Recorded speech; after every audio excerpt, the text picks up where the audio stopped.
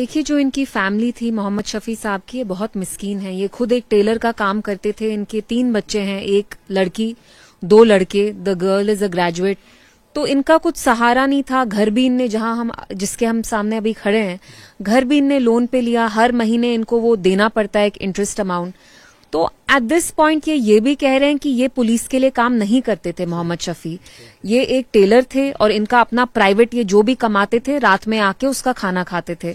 तो इनका फैमिली का ये कहना है कि उनको उठाया गया, पुलिस ने उठाया, फिर वहां थाने में रखा। अनफॉर्चुनेटली जब पूरा वहां एक्सप्लोजन हुआ नौगाम पुलिस थाने में, ही ऑल्सो पास्ट अवे।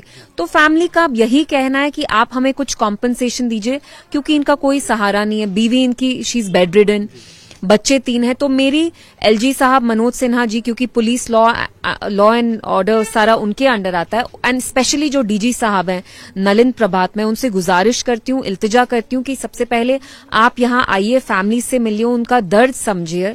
इनकी कोई गलती भी नहीं थी। He just was involve in the crossroads of it, he just became a simple target, a victim.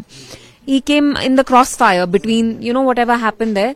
तो मेरी यही रिक्वेस्ट होगी नलिन साहब से, to take a compassionate view and family को कुछ कॉम्पनसेशन दिया जाए। देखिए, बहुत अफसोस की बात है, यहाँ मैं सियासत की बात नहीं करूंगी, लेकिन लोगों ने यहाँ जिस सरकार को चुना, एक जमात को दिया, तंजीम को लाया, इस भरोसे पे लाया, इस विश्वास पे लाया कि आप लोगों की हुकूक की लड़ाई नहीं, उनकी इज्जत के लिए आप लड़ाई करेंगे। अमन, शांति, इज्जत, जब इज्जत बहाल होती है तभी जिंदगी रहती है।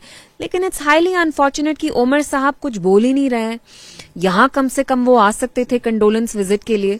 कोई भी सरकार से आया नहीं है, जो है लिप सर्विस ही है। I am not here for lip service, I came here to extend my condolences and I will personally write to LG साहब as well as the DG and implore them to consider giving them some sort of compensation because they really need it.